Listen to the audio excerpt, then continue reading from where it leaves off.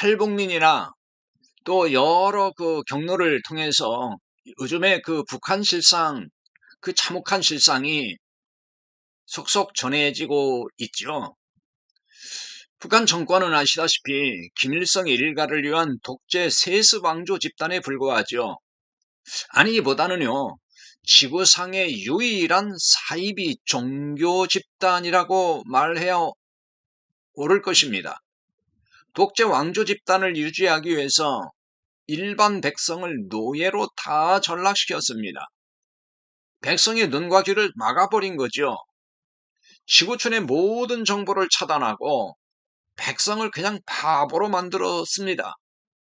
그래서 김일성, 김정일에 이어 이제는 김정은을 우상화해서 무조건 따르고 충성하도록 강요하고 있죠. 무조건 따르지 않고 문제를 제기하면 그냥 처형을 시킨다고 그럽니다. 여러분, 교회에서 이와 유사한 일이 벌어지고 있다면 이해하겠습니까? 주로 이단 집단에서 교주가 왕이 되어 독재를 하죠.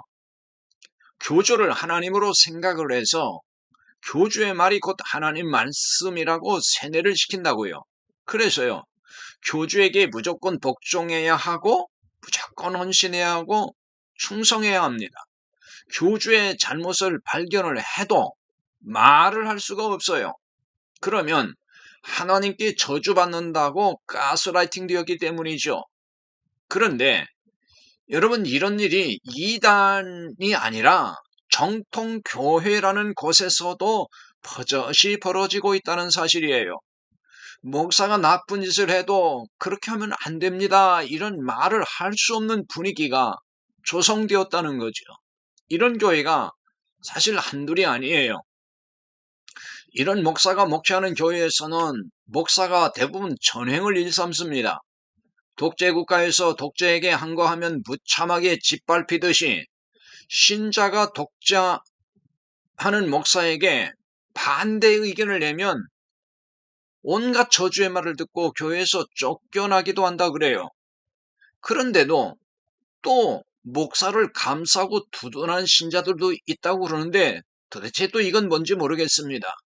그래야 복 받는다고 생각해서 그러는지 모르지만 이건 정말 큰 착각이죠.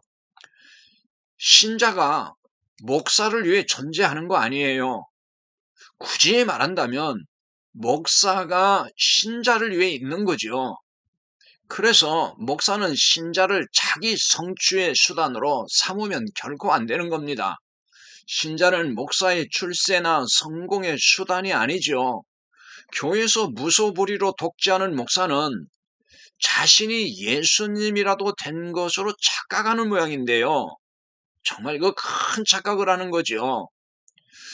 며칠 전에도 어느 교회 목사의 성적 비행에 대한 이야기가 공중파 방송 뉴스에 나오더라고요.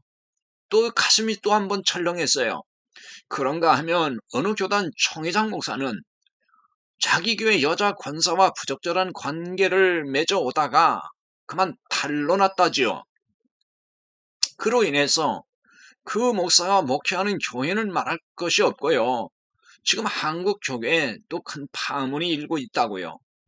이런 목사들의 특징이 바로 자신이 예수님이라도 된 듯이 언행을 일삼는다는 점이에요. 마치 영적으로 대단한 경지에 있는 것처럼 자신을 포장을 해요. 목사는 대단한 존재 아닙니다.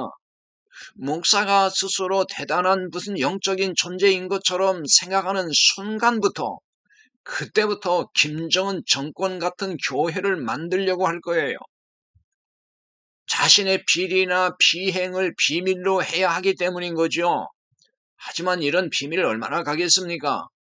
목사는 신자보다 사실 더 연약한 존재에 불과합니다. 솔직히 아무것도 아닌 존재예요.